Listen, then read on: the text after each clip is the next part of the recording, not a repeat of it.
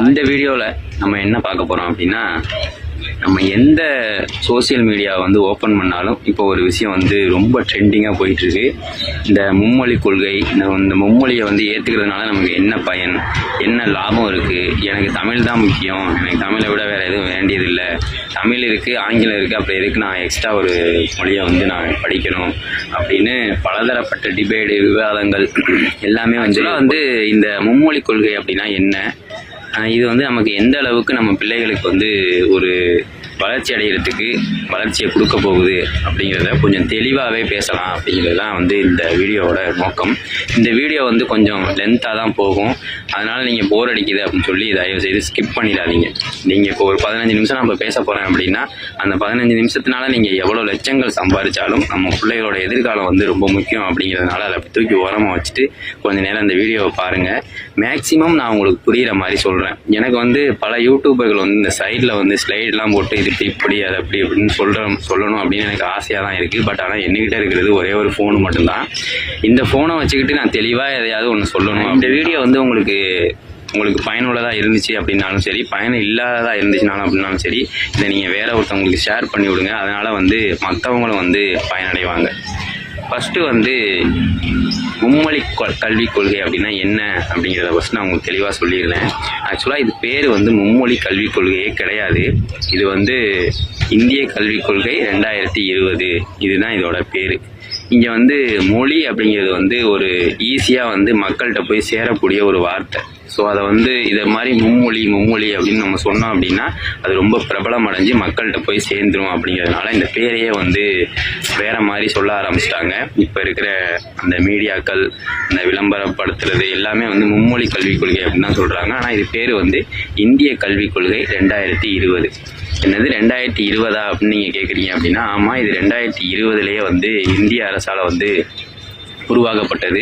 இதை பல மாநிலங்கள் ஏற்றுக்கிட்டாங்க. அதாவது சில மாநிலங்கள் வந்து ஏற்றுக்கிட்டாங்க, பல மாநிலங்கள் வந்து ஏற்றுக்கிட்டா. அதில் வந்து நம்ம தமிழ்நாடும் வந்து ஒன்று. அப்பையிலேருந்தே இதை வந்து ஏற்றுக்காமல் புறக்கணிச்சிக்கிட்டே தான் வந்த நம்ம இப்போ என்ன திடீர்னு இது வந்து பூதாகரமாக வெடிச்சிருக்கிறதுக்கு என்ன காரணம் அப்படின்னா, இப்போ வந்து பட்ஜெட்னு ஒன்று வந்து கொண்டு வருவாங்க. அதாவது என்ன அப்படின்னா, நம்ம ஒவ்வொரு இடத்துலையும் நம்ம கட்டக்கூடிய டேக்ஸ் இருக்குல்ல, வரி பணம் இருக்குல்ல, அது வந்து சென்ட்ரல் கவர்மெண்ட்டு ஸ்டேட் கவர்மெண்ட்டு ரெண்டும் பிரித்து எடுத்துக்கும். அதாவது பங்கு அந்த பர்சன்டேஜ் படி அதை வந்து சென்ட்ரல் கவர்மெண்ட் எடுத்துக்கிட்டு பேலன்ஸை வந்து ஸ்டேட் நமது தமிழக அரசு வந்து அந்த வரியை எடுத்துக்கிட்டு பேலன்ஸ் இருக்கிறத வந்து சென்ட்ரல் கவர்மெண்ட் வந்து கொடுத்துருவாங்க. இப்படி கொடுக்கப்பட்ட வரி வந்து இந்த மாதிரி அரசு பள்ளிக்கூடங்கள் கட்டுறதுக்கு, பாலங்கள் கட்டுறதுக்கு, ரோடு போடுறதுக்கு, இந்த மாதிரி ஏதாவது பெரிய இழப்பீடு, பேரிடர்கள் இந்த மாதிரி வரையில் அந்த நிதித்தொகையை வந்து இங்கே அந்தந்த மாநிலங்களுக்கு வந்து சென்ட்ரல் கவர்மெண்ட் அனுப்பி அதை வந்து நம்ம யூஸ் பண்ணிக்குவோம். நம்ம கவர்மெண்ட் வந்து அதை வந்து டிஸ்ட்ரிபியூட் பண்ணி இதுக்கு இவ்வளவு செலவு பண்ணுங்கள், அதுக்கு இவ்வளோ செலவு பண்ணுங்கள் அப்படின்னு சொல்லி கொடுப்பாங்க. இது வந்து எப்போதுமே நடந்துக்கிட்டு இருக்க ஒரு விஷயந்தான். இப்போ இந்த எஜுகேஷன் ஃபண்டு, அதாவது கல்வி நிதி இருக்குல்ல, அதை வந்து சென்ட்ரல் கவர்மெண்ட் ஒரு 2000 கோடி ரூபாய் சொல்கிறாங்க. அது வந்து ஒரு அப்ராக்ஸாக தான் சொல்கிறாங்க. அதை வந்து சென்ட்ரல் கவர்மெண்ட் வந்து கொடுக்கல. ஏன் அப்படின்னு கேட்குறப்ப, எங்களோட கல்விக் கொள்கையை வந்து தமிழக அரசு வந்து ஏற்றுக்கலை, அதனால் வந்து இதை நாங்கள் கொடுக்க மாட்டோம் அப்படின்னு எஜுகேஷன் மினிஸ்டர் வந்து சொல்லிட்டு போயிட்டாங்க. அப்படிங்கிற மாதிரி உதயநிதி ஸ்டாலின் நிறைய சொல்லிக்கிட்டு இருந்தாப்புல. இது நம்ம நியூஸில் எல்லாத்துலேயும் பார்த்தோம். இது வந்து ரொம்ப பூதாகரமாக இப்போ வந்து வெடித்து எல்லாரும் பேசும் பொருளாக வந்து மாறி இருக்கு. இப்போ வந்து ஒருத்தவங்கள்ட்ட போய் உங்களுக்கு வந்து இந்த மும்மொழி கொள்கை வந்து, அதாவது இந்த தேசிய கல்விக் கொள்கை தான் அப்படி சொல்கிறாங்கன்னு சொல்லிட்டேன் இல்லையா, இந்த மும்மொழி கல்விக் கொள்கையில் உங்கள் பிள்ளைங்க வந்து பணம் இருக்கிறதுக்கு தயாராக இருக்காங்களா அப்படின்னா, ஒரு தரப்பு வந்து இல்லை தமிழ் இருக்கும்போது எனக்கு தமிழும் ஆங்கிலமும் இருக்குது, எனக்கு எதுக்கு ஹிந்தி அப்படின்னு சொல்கிறாங்க. ஒருத்தவங்க வந்து ஒரு மொழி தானே எக்ஸ்ட்ரா கற்றுக்கிட்டு போனால் என்ன அப்படிங்கிற மாதிரின்னு சொல்கிறாங்க. இது வந்து சாதாரண ஒரு பொது மக்களோட பார்வையில் வந்து ஒரு மொழி சம்மந்தமாக மட்டும்தான் வந்து இப்போ எல்லாம் அப்படியே விளம்பரம் படுத்திக்கிட்டே இருக்காங்க. பட் இன்டெப்த்தாக அந்த கல்விக் கொள்கை என்ன சொல்லுது, அதனால் என்ன பயன்கள் இருக்குது அப்படிங்கிறத நம்ம வந்து பார்க்கணும். இதில் வந்து பயன்களும் இருக்குது, நன்மைகளும் இருக்குது, தீமைகளும் இருக்குது. அது எந்த அளவுக்கு நமக்கு வந்து முக்கியத்துவமாக இருக்குது அப்படிங்கிறத வந்து நம்ம இப்போ இந்த வீடியோவில் வந்து முழுசாக வந்து பார்க்க போகிறோம்.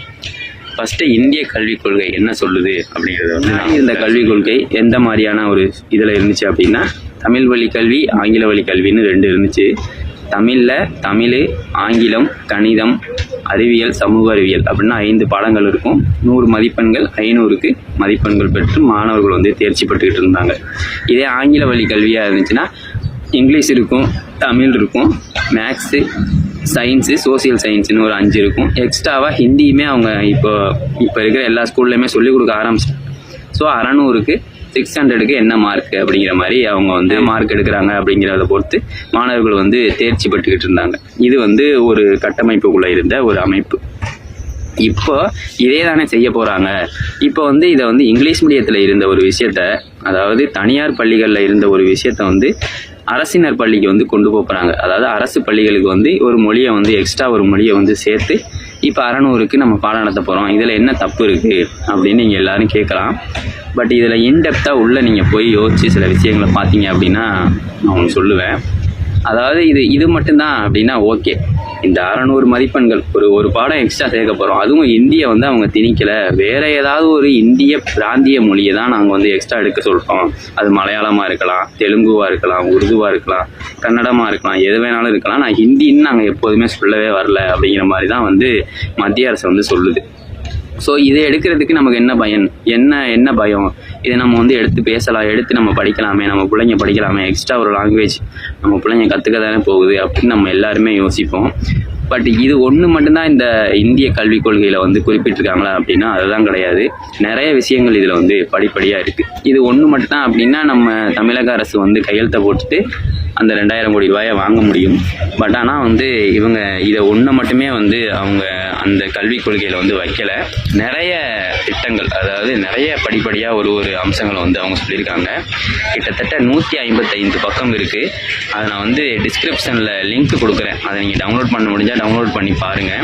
அதில் வந்து தமிழ்லையும் இருக்குது, இங்கிலீஷ்லையும் இருக்குது. நீங்கள் எதில் வேணாலும் டவுன்லோட் பண்ணி அந்த கல்விக் கொள்கையை வந்து நீங்கள் பார்க்கலாம். முதல்ல வந்து இந்த தேசிய கல்விக் கொள்கை வந்து என்ன சொல்லுது அப்படின்னா, முன்னாடி இருந்த கல்விக் கொள்கை எப்படி இருந்துச்சு அப்படின்னா, நம்ம 1வது படிப்போம், 1வதுலேருந்து 10வது போய் நம்ம ஒரு பப்ளிக் எக்ஸாம் எழுதுவோம்.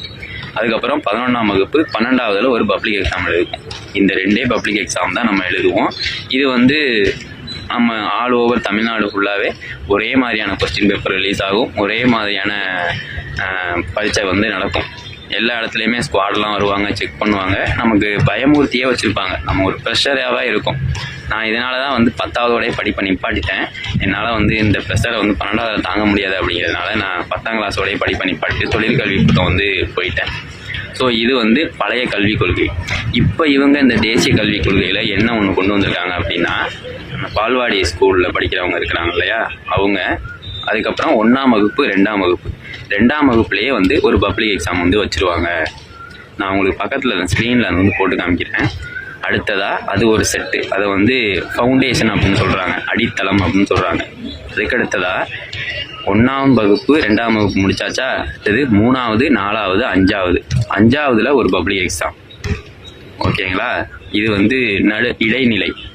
அடுத்தது 6வது 7வது 8வதுல ஒரு பப்ளிக் எக்ஸாம், இது வந்து நடுநிலை. அடுத்தது 9வது 10வது 11வது 12வதுல ஒரு பப்ளிக் எக்ஸாம், இது வந்து உயர்நிலை அப்படின்னு சொல்லி 4 பப்ளிக் எக்ஸாமாக வந்து பிரிச்சிருக்காங்க இந்த கல்விக் கொள்கையில். ஸோ ஒரு 1வது 2வது படிக்கிற பிள்ளைக்கு ஒரு பப்ளிக் எக்ஸாம் அப்படின்னு ஒன்று சொல்லி அதை படிக்க வைக்க முடியுமா அப்படிங்கிறது இங்கே வந்து ஒரு கேள்விக்குறியான ஒரு விஷயமா இருக்குது. இந்த விஷயம் வந்து பேரண்ட்ஸுக்கும் அந்த பிள்ளைங்களுக்கும் வந்து மேற்கொண்டு வந்து ஒரு ப்ரெஷரை போடக்கூடிய ஒரு விஷயமா தான் இருக்குது. ஏன்னா 10வதுல ஒரே ஒரு எக்ஸாம் தான் நான் பப்ளிக் எக்ஸாம் எழுதுனேன். அதுக்கப்புறம் நான் தொழிற்கல்வி பக்கம் போயிட்டேன். அதுக்கப்புறம் படிக்கலை. அந்த 10வதுல போட்ட அந்த ப்ரெஷரே வந்து என்னால் தாங்க முடியலை. குழந்தைங்க 2வது படிக்கக்கூடிய ஒரு பிள்ளைக்கே வந்து இந்த பப்ளிக் அவங்க வந்து கண்டிப்பாக விளையாட்டு புத்தி தான் அதுக்கு இருக்கும். இங்கே வந்து அந்த எக்ஸாம் வந்து வைக்கிறப்ப அவங்களுக்கு என்ன அந்த ஒரு ப்ரெஷர் அவங்க மேலே போட்டா அப்படின்னா என்ன ஆகும் அப்படிங்கிறத. அடுத்ததாக 2வது விஷயம் என்ன அப்படின்னா, இப்போ நம்ம டாக்டருக்கு போய் படிக்கிறதுக்கு, எம்பிபிஎஸ்க்கு படிக்கிறதுக்கு போகிறதுக்கு வந்து நம்ம நீட் எக்ஸாம் அப்படின்னு ஒன்று இப்போ எழுதணும். அது நம்ம தமிழக அரசு வந்து கையெழுத்து போட்டுச்சு. அதனால் வந்து நம்ம எழுதி தான் ஆகணும் அப்படிங்கிற மாதிரி கட்டாயத்துக்கு தள்ளப்பட்டுட்டோம். ஸோ இவங்க இதில் என்ன சொல்லியிருக்காங்க அப்படின்னா, 12வது வரைக்கும் முடித்ததுக்கு அப்புறம் இந்திய அளவில் வந்து ஒரு எக்ஸாம் நடக்கும். அந்த எக்ஸாம் வந்து விருப்பம் இருந்தால் தான், அந்த காலேஜுகள் வந்து விருப்பம் இருந்தால் இதை வந்து வச்சுக்கலாம் அப்படின்னு தான் சொல்லியிருக்காங்க. இதை நான் வந்து குறிப்பிட்டு சொல்கிறேன். நான் எதுவும் தெளிவாக தப்பாக சொல்கிறேன் அப்படிங்கிற மாதிரி எதுவும் ஆயிடக்கூடாது அப்படிங்கிறதுக்காக நான் குறிப்பிட்டு சொல்கிறேன். இதை ஒரு கொஸ்டின் பேப்பர் ரிலீஸ் பண்ணுவாங்க. அந்த 12வது முடிச்சதுக்கப்புறம் நம்ம காலேஜ் பிஏவாக இருக்கலாம், பிகாமாக இருக்கலாம், பிஎஸ்சியாக இருக்கலாம், எது வேணாலும் இருக்கலாம். ஒரு கொஸ்டின் பேப்பர் ரிலீஸ் பண்ணுவாங்க. அதுக்கப்புறமாட்டி இந்த காலேஜில் போய் சேர்த்துக்கிறதுக்கு உரிமைகள் வந்து வழங்கப்படும் அப்படிங்கிற மாதிரி அதில் சொல்லியிருக்கிறதா சொல்கிறாங்க.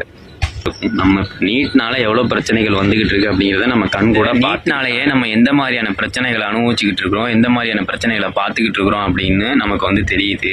இதே மாதிரி எல்லா பட்டய படிப்புகளுக்கும் எந்த காலேஜ் நீங்கள் ஒரு பட்டய படிப்பு எடுத்தாலும் இந்த மாதிரி ஒரு என்ட்ரன்ஸ் எக்ஸாம் வந்து எழுதி தான் அந்த காலேஜில் போய் சேர முடியும் அப்படிங்கிற மாதிரி ஒரு சூழ்நிலை உருவானுச்சு அப்படின்னா நம்ம பிள்ளைங்களோட எதிர்காலத்தை வந்து நீங்கள் நினச்சி பாருங்கள் எந்த மாதிரி இருக்குது. 3வது விஷயம், இந்த 3வது விஷயம் வந்து எப்படின்னா, இப்போ நான் மொழிக்கு வர்றேன். மொழி அப்படின்னு வந்து அவங்க ஹிந்தியை கொண்டாந்து இங்கே நம்மள்கிட்ட திணிக்கிறேன் அப்படின்னு அவங்க எப்போதுமே சொல்லவே இல்லை சென்ட்ரல் கவர்மெண்ட்டு. நம்ம வந்து அதில் நம்ம கான்சியஸாக தான் இருக்கணும்.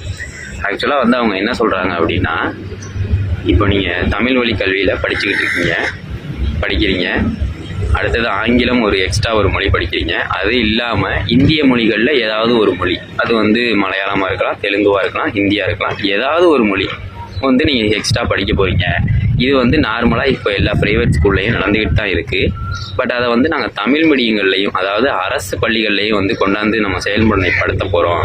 அப்படி படுத்தினோம்னா எல்லா பிள்ளைகளும் சமமான ஒரு பிள்ளைகளாக வந்து கல்வி கற்கிறதுக்கு ஆரம்பிச்சிருவாங்க. இந்த ஒரு பாயிண்ட்டை மட்டுமே வச்சு நம்ம இந்த கொள்கைக்கு வந்து ஆதரவு நம்ம தெரிவிக்க முடியாது. இதில் இன்னொரு விஷயமும் கூட இருக்குது. இப்போ நீங்கள் வந்து அதில் என்ன போட்டிருக்கு அப்படின்னா, கண்டிப்பாக தாய்மொழியில் தான் கல்வி கற்கணும். அது கரெக்டு தான். எத்தனாவது வரைக்கும்? 5ஆம் வகுப்பு வரைக்கும். அதாவது 3வது வரைக்கும் ஒரு ஃபஸ்ட் ஸ்டாண்டர்ட், செகண்ட் ஸ்டாண்டர்டில் ஒரு பப்ளிக் எக்ஸாம் வச்சுருவாங்க. அது தாய்மொழியில் தான் இருக்கும். அதுக்கடுத்ததாக 3வது, 4வது, 5ஆவதுல ஒரு பப்ளிக் எக்ஸாம் வைப்பாங்க. அதுவும் தாய்மொழியில் தான் நடக்கும். ஓகேங்களா? அடுத்ததாக 5வது வரைக்கும் கண்டிப்பாக தாய்மொழி கல்வி தான். அதுக்கப்புறம் விருப்பப்பட்டால் இதை நீங்கள் நோட் பண்ணணும். விருப்பப்பட்டால் நீங்கள் வேறு எந்த மொழியை வேணாலும் தேர்வு மொழியாக எடுத்து ஒரு மொழியை தேர்வு செஞ்சு அதில் நீங்கள் படிக்கலாம். அதில் வந்து தமிழ் அப்படிங்கிறது மட்டும்தான் தமிழாக இருக்கும். பாக்கி அறிவியல், சமூக அறிவியல், கணிதம், இந்த லாங்குவேஜ் எல்லாமே நம்ம எந்த மொழியை தேர்ந்தெடுக்கிறோமோ அந்த மொழிக்கு மாறிடும். இப்போ வந்து நீங்கள் மலையாளத்தை வந்து நீங்கள் மொழியாக தேர்ந்தெடுக்கிறீங்க அப்படின்னா, இந்த சமூக அறிவியலுங்கிறது வந்து மலையாளத்தில் என்ன பேரோ அந்த பேரில் வந்துடும். புரியுதுங்களா? அந்த மாதிரி ஒரு கான்செப்டில் அவங்க சொல்லியிருக்காங்க. பட் இது வந்து எந்த அளவுக்கு வந்து இதை கரெக்ட் பண்ணுவாங்க அப்படிங்கிறது வந்து நமக்கு சரியாக தெரியலை. ஏன் இதை நான் அப்படி சொல்கிறேன் அப்படின்னா, அது வந்து மாணவர்களோட விருப்பமா இல்லை இந்த பள்ளிக்கூடத்தோட விருப்பமா அப்படிங்கிறது அந்த முதல் கேள்விக்குறியாகுது. இப்போ மாணவர்கள் 10 பேர் வந்து நான் ஹிந்தி படிக்க போகிறேன் அப்படின்னு சொல்கிறான் அப்படின்னா, அந்த 10 பேருக்காக ஒரு ஹிந்தி டீச்சர் அங்கே போட்டு பார்க்கல, அதே ஹிந்தியில் சொல்லிக் கொடுக்க முடியுமா? இல்லை 10 பேர் வந்து நான் மலையாளத்தில் படிக்க போகிறேன், 10 பேர் நான் தெலுங்கில் படிக்க போகிறேன் அப்படின்னு சொல்கிறாங்க அப்படின்னா, அவங்களுக்கு தனியாக வந்து டீச்சர்ஸை போட்டு வந்து தனியாக தெலுங்குலையும் மலையாளத்துலையும் சொல்லிக் கொடுக்க முடியுமா? இது வந்து ஆப்வியஸ்லி வந்து நடக்காத ஒரு விஷயம். பட் ஆனால் இப்போ இந்த பள்ளி நிர்வாகம் வந்து நான் இதில் தான் சொல்லிக் கொடுக்க போகிறேன் அப்படின்னா, அதுக்கான டீச்சர்ஸை ஃபஸ்ட்டு வந்து அரேஞ்ச் பண்ணணும்.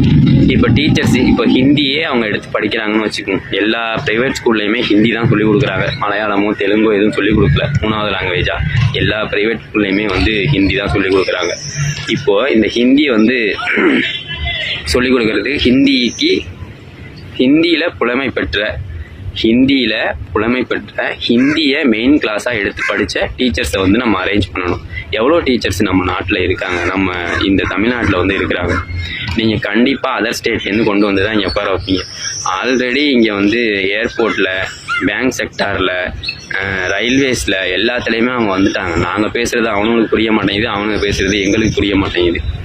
இந்த மாதிரி ஒரு சூழ்நிலை அந்த கல்விக்கூடத்துலேயே வந்துச்சுன்னா இந்த பிள்ளைங்களோட எதிர்காலம் வந்து எப்படி இருக்கும் அப்படிங்கிறத வந்து நீங்கள் கொஞ்சம் யோசிச்சு பாருங்கள். இதை வந்து நீங்கள் மக்கள் எல்லாம் கருத்தில் கொள்வீங்க அப்படின்னு நான் நினைக்கிறேன். ரொம்ப ஈஸியாக இந்த விஷயம்லாம் பேசலாம். பட் ஆனால் வந்து அந்த சுச்சுவேஷனில் போய் நீங்கள் ஒரு இடத்துல பணம் கட்ட போகிறீங்க, திடீர்னு அந்த பணம் கட்டுற இடத்துல ஒருத்தவங்க வரல, அதுக்கு பதிலாக இந்த ஹிந்தி டீச்சரை கொண்டாந்து உட்கார வச்சுருக்காங்கன்னு வச்சுக்குவேன். நம்மளோட சூழ்நிலை எப்படி இருக்கும் நீங்கள் யோசிச்சு பாருங்க. இந்தியாவில் அதாவது ஸ்டேட் கவர்மெண்ட் அப்படிங்கிறதுக்கு சில டிபார்ட்மெண்ட்டுகள் வந்து ஒதுக்கப்பட்டிருக்கு. சென்ட்ரல் கவர்மெண்ட் அப்படிங்கிறவங்களுக்கு வந்து சில டிபார்ட்மெண்ட்டுகள் வந்து ஒதுக்கப்பட்டிருக்கு.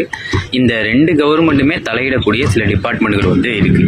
இப்போது ஸ்டேட் கவர்மெண்ட் டிபார்ட்மெண்ட் என்ன அப்படின்னு நீங்கள் உதாரணத்துக்கு போலீஸ் டிபார்ட்மெண்ட் வந்து ஸ்டேட் கவர்மெண்ட்டோடது.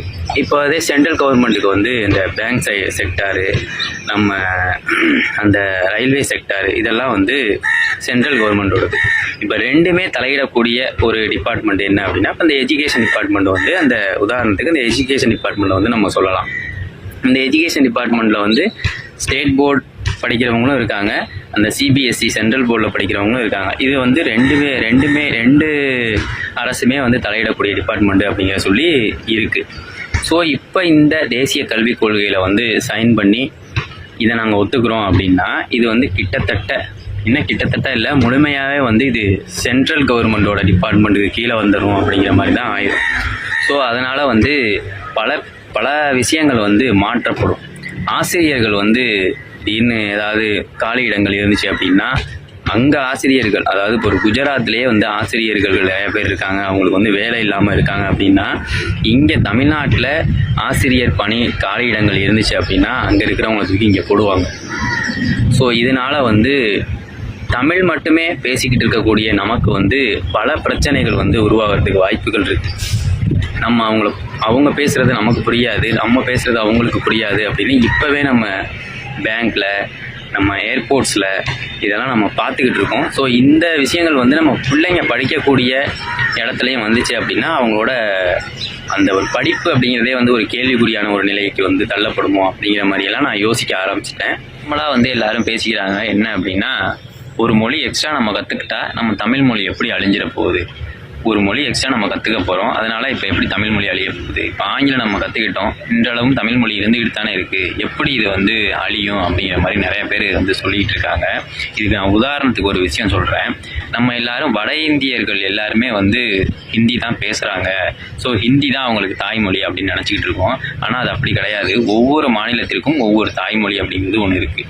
இப்போ ராஜஸ்தான்காரன் ராஜஸ்தானி தான் பேசுவான் அவனோட நாட்டில், இப்போ பஞ்சாப்காரன் பஞ்சாபி தான் பேசுவான். ஸோ அதேமாரி நம்ம தமிழ்நாட்டுக்காரங்க தமிழில் தான் பேசுகிறோம்.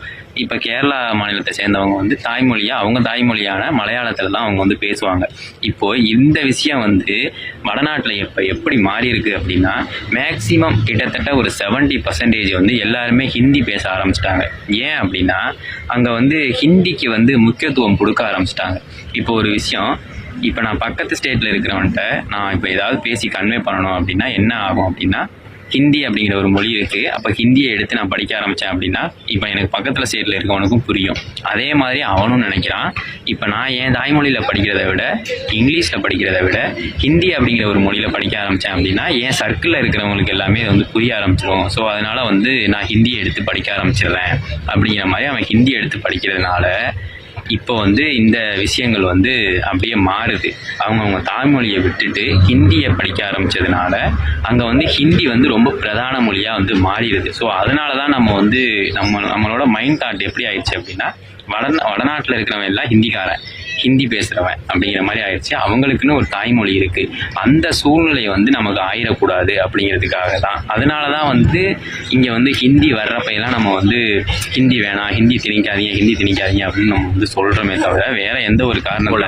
இப்போ வந்து இந்த தேசிய கல்விக் கொள்கை உள்ளே வந்துச்சு அப்படின்னா இந்தியா ஃபுல்லாகவுமே வந்து ஒரே மாதிரியான பாடத்திட்டங்கள் வந்து அப்படியே வர ஆரம்பிச்சிடும். உதாரணத்துக்கு இப்போ நம்ம வந்து திருவள்ளுவரையும் ஔவையாரையும் இப்போ ராஜஸ்தானில் இருக்கிறவனும் பஞ்சாபில் இருக்கிறவனும் அதிக அளவு படிச்சிருப்பானா அப்படின்னா கிடையாது. நம்ம அதிக அளவு படிச்சுக்கிட்டு இருக்கோம். நம்ம அங்கே இருக்கிற இந்த ரவீந்திரநாத் தாகூரை பற்றியும் அவங்க சில மொழிகளில் எழுதியிருப்பாங்க இல்லையா, அதை பற்றியும் ரொம்ப குறைவாக தான் படிப்போம். நம்ம அதிகமாக படிக்கிறது திருக்குறளையும் ஆத்திச்சூடியையும் அதிகமாக படிச்சுக்கிட்டு இருக்கோம். நம்ம அந்த நாலடியாரை படிச்சுக்கிட்டு இருக்கோம். இந்த மாதிரி தமிழ் சம்பந்தமான நூல்களையும் புறநானூறு இந்த மாதிரி விஷயங்களை தான் நம்ம அடிக்கடி வந்து படிச்சுக்கிட்டு இருக்கிறோம். இது வந்து குறைஞ்சிரும். ஏன் அப்படின்னா மொத்தத்தில் பொதுவாக அதிகமாக ஒரே மாதிரியான பாடத்திட்டங்கள் வரையில் சமமான விகிதத்தில் பிரிப்பாங்க. கண்டிப்பாக அதை சமமாக தான் பிரிக்கணும், சமமாக தான் பிரிப்பாங்கன்னே வச்சுக்கோமே. அப்படி இருந்தால் நமக்கான அதிகப்படியாக நம்ம தான் வந்து அதிகமான தமிழ் இலக்கியங்கள்ங்கிறது அதிகமாக எழுதுனது வந்து தமிழர்கள் தான் அப்படிங்கிற மாதிரி நம்ம நிறைய யோசிச்சு படிச்சுக்கிட்டுலாம் வந்துக்கிட்டு இருக்கோம். இந்த விஷயங்கள் வந்து மாறிடும். அடுத்த வர்ற தலைமுறைகளுக்கு வந்து திருக்குறளும் திருவள்ளுவரையும் ஔவையாரையும் ஆத்திச்சூடியையும் வந்து தெரியாமல் போகிறதுக்கு அதிகப்படியான வாய்ப்புகள் இருக்குது. இந்த மாதிரியான விஷயங்கள்னால தான் தமிழ் வந்து அழியறதுக்கு ஒரு காரணமாகும், தமிழ் வந்து அழிஞ்சு போயிடும் பயப்படுறாங்க அப்படிங்கிறத வந்து நீங்கள் புரிஞ்சு. இப்போ இந்தியா ஃபுல்லாக பொதுவான பாடத்திட்டம் உள்ள வருது அப்படின்னா, இப்போ சமூக அறிவியலில் அவங்க என்ன சொல்ல உள்ள வருவாங்க, வரலாற்று விஷயங்களை பற்றி பேசுறதுக்கு என்ன வருவாங்க, ஷாஜகான் தாஜ்மஹாலை கட்டினாரு, இந்த முகலாயர்கள் உள்ளே வந்தாங்க, வீர சிவாஜியை பற்றி வருவாங்க, இங்கே தமிழ்நாட்டில் சில அரசர்கள் இருந்தாங்க அப்படின்னு சமமாக பிரிப்பாங்க. இப்போது இதில் வந்து நமக்கு முக்கியமான விஷயம் என்ன, நம்ம நாட்டில் நம்ம மூவேந்தர்கள் அப்படின்னு சொல்லக்கூடிய சேர சோழ பாண்டியர்கள் இந்த பக்கம் இந்தோனேசியா சிங்கப்பூர் மலேசியா வரைக்கும் போய் கடலில் தாண்டி போய் அங்கே சண்டை போட்டு அவங்க வீரத்தீர செயல்களை செஞ்சு அந்த நாட்டை பிடிச்சாங்க. அந்த அளவுக்கு வந்து தொழில் அந்த என்ன சொல்கிறது கலைநுட்பத்தில் வந்து அவ்வளோ ஸ்திரமாக செயல்பட்டு வந்து தஞ்சாவூர் பெரிய கோயிலை வந்து கட்டினாங்க. அந்த ஒற்றை கல்லில் வந்து தூக்கி கொண்டு போய் அங்கே நிப்பாட்டி வச்சது எப்படின்னே தெரியல அப்படிங்கிற அளவுக்கு இப்போ நம்ம விவரமாக பேசுகிறோம் இல்லையா. இந்த பேச்சுக்கள் இந்த மாதிரியான விஷயங்கள் வந்து நம்ம பிள்ளைங்களுக்கு அல்லது நம்ம பிள்ளைங்களோட பிள்ளைங்களுக்கு வந்து தெரியாமையே போயிடும். ஏன் அப்படின்னா இந்த பொதுவான ஒரு சப்ஜெக்ட் உள்ள வருது இல்லை, இப்போ எல்லாமே சமமாக வந்து பிரிக்கணும் அப்படிங்கும்போது இதை வந்து கம்மியாக்கிடுவாங்க. அதாவது என்ன சொல்கிறேன் அப்படின்னா, ஷாஜகானும் உள்ளே வந்துடுவார், வீர சிவாஜி அவர்களும் உள்ளே வந்துடுவாங்க. பல அந்த சைடு இருக்கக்கூடிய அந்த முகலாயர்கள்லாம் நம்ம படிச்சிருக்கோம், அதெல்லாம் கொஞ்சம் கொஞ்சம் படிச்சிருப்போம். நம்மளோட தமிழில் இருக்கக்கூடிய மன்னர்களை பற்றி அதிகமாக நம்ம தெரிஞ்சு நம்ம அதிகமாக படிச்சிருக்கோம். சோழரை பற்றி அதிகமாக படிச்சிருக்கோம், சேரரை பற்றி அதிகமாக படிச்சிருக்கோம், பாண்டியர்களை பற்றி அதிகமாக நம்ம படிச்சிருக்கோம், அவங்கள பற்றி கம்மியாக படிச்சிருக்கோம். இப்போ இந்த கல்விக் கொள்கையினால் இந்த பொதுவான பாடத்திட்டம் உள்ளே வரும்போது, காமன் சிலபஸ் உள்ளே வரும்போது என்ன ஆகும் அப்படின்னா, இவங்களை பற்றியெல்லாம் நம்ம கம்மியாக தெரிஞ்சுக்குவோம், கம்மியாக படிப்போம், இல்லை படிக்கிறதுக்கான வாய்ப்பே இல்லாமல் கூட போகிறதுக்கு அதிகப்படியான வாய்ப்பு இருக்குது. ஸோ அதனால் நம்மளோட பண்பாட்டையும் நாகரிகத்தையும் நம்ம வந்து இழக்கிறதுக்கான வாய்ப்பு இருக்குது. இந்த விதத்தில் தான் வந்து தமிழ் வந்து அழிஞ்சு போயிடும் அப்படின்னு நம்ம சொல்கிறோம். சும்மா பொதுவாக வந்து ஒரு மொழி உள்ள வரதுனால தமிழ் எப்படி அழிஞ்சு போகும் அப்படின்னு கேட்குறவங்களுக்கு பயன்படுத்தணும் அப்படின்னா வந்து கல்வியோட தரம் வந்து அதிகமாயிரும். படித்தவங்களோட எண்ணிக்கை வந்து அதிகமாக இருக்கும். கிட்டத்தட்ட 2030 வந்து நம்ம ஒரு இலக்கை வந்து நம்ம செட் பண்ணி வச்சுருக்கோம். அந்த இலக்கை வந்து நம்ம அடைஞ்சிடலாம் அப்படிங்கிற மாதிரி நம்ம கவர்மெண்ட் வந்து சென்ட்ரல் கவர்மெண்ட் வந்து சொல்கிறாங்க. ஓகே, அதெல்லாம் கரெக்ட் தான், நான் இல்லை அப்படின்னு சொல்லலை. அவங்க சொல்கிறது வந்து ஓரளவுக்கு ஒத்துக்கிற மாதிரி தான் இருக்குது. இதை வந்து நம்ம பயன்படுத்தணும் அப்படின்னா நம்ம முன்னேறிடலாம் அப்படிங்கிறதுக்காக 2-3 கமிட்டியெல்லாம் வச்சு தான் இந்த மாதிரி கல்விக் கொள்கையெல்லாம் உருவாக்குவாங்க. சும்மா எடுத்தோம் கவுத்தோன்னே எதையுமே வந்து உருவாக்க முடியாது. ஸோ இந்த மாதிரி இருக்கிற ஒரு சூழ்நிலையில் ஆக்சுவலாக வந்து ஒரு இலக்குன்னு ஒன்று சொல்கிறாங்கல்ல, இத்தனை பர்சன்டேஜ் பசங்க வந்து பாஸ் அவுட் ஆகி வெளியே போகணும், இத்தனை பர்சன்டேஜ் பசங்க வந்து படிச்சிருக்கணும், இவ்வளோ பேர் வந்து டிகிரி முடிச்சிருக்கணும், இவ்வளோ பேர் வந்து இத்தனை பர்சன்டேஜ் வந்து மாஸ்டர் டிகிரி பண்ணியிருப்பாங்க அப்படிங்கிற மாதிரி ஒரு கணக்கு வச்சுருக்காங்க. இது எல்லாத்தையுமே வந்து நம்ம தமிழகம் வந்து இதை வந்து அச்சீவ் பண்ணிருச்சு அப்படின்னு தான் நான் சொல்லுவேன். இந்தியாவிலேயே பெண்கள் அதிகமாக படிக்கக்கூடிய மாநிலத்தில் வந்து ஃபஸ்ட்டு கேரளா இருக்குது, 2வது வந்து நம்ம தமிழ்நாடு தான் இருக்குது. அதிகமாக படிக்கக்கூடிய மாணவர்கள் இந்தியாவிலேயே வந்து ஃபஸ்ட்டு தமிழ்நாட்டில் தான் இருக்கிறாங்க. இந்தியாவில் +2 முடித்ததுக்கு அப்புறம் காலேஜ் போய் சேர்ற, ஒரு டிகிரி படிப்போம் அப்படின்னு சேர்ற மாணவர்கள் வந்து இந்தியாவிலே வந்து தமிழ்நாட்டில் தான் அதிகம். 3 கிலோமீட்டருக்கு இடைவெளியில் ஒரு இடைநிலை பள்ளி, 5 கிலோமீட்டருக்கு இடைவெளியில் வந்து ஒரு நடுநிலைப் பள்ளி, 7 கிலோமீட்டர் இடைவெளியில் வந்து ஒரு உயர்நிலைப் பள்ளி இருக்கணும் அப்படின்னு சொல்லி முன்னாடியே தீர்மானம்லாம் போட்டு நிறைய ஸ்கூல்ஸ் எல்லாம் வந்து கட்ட ஆரம்பிச்சிட்டாங்க. அது மட்டும் இல்லாமல் பசங்க ரொம்ப தூரமாக வந்து பஸ்ஸில் போக வேண்டியதாக இருக்குது, ட்ராவல் பண்ண வேண்டியதாக இருக்குதுன்னு சைக்கிள் கொடுத்து படிக்க போக சொன்னாங்க. எம்ஜிஆர் காலத்திலேயே வந்து மதிய உணவு திட்டம்லாம் போட்டு படிக்கிறதுக்கு போக சொன்னாங்க, முட்டை கொடுத்து படிக்கிறதுக்கு போக சொன்னாங்க.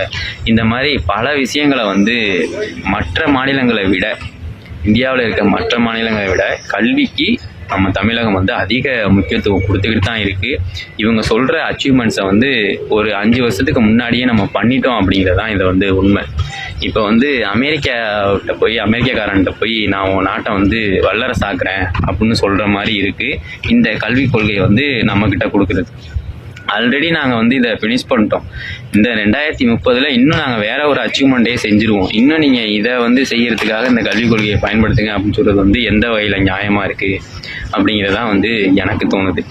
ஸோ இந்த மாதிரி விஷயங்கள்னால வந்து இந்த கல்விக் கொள்கை வந்து தேவையா இல்லையா அப்படிங்கிற மாதிரி ஒரு யோசனைகள் நமக்கு வருது. பட் இது ஒரே ஒரு விஷயம் என்ன அப்படின்னா, இதை வந்து விளம்பரப்படுத்துறதுக்காகவோ இல்லை வந்து அரசியல் செய்கிறதுக்காகவோ இதை வந்து மும்மொழி கல்விக் கொள்கை, ஒரு மொழி எக்ஸ்ட்ரா கற்றுக்கிறதுனால என்ன இருக்குது அப்படின்னு ரொம்ப அலசி ஆராயாமல் பொதுவான இதில் வந்து பேசுகிற மாதிரி எனக்கு வந்து தோணுது.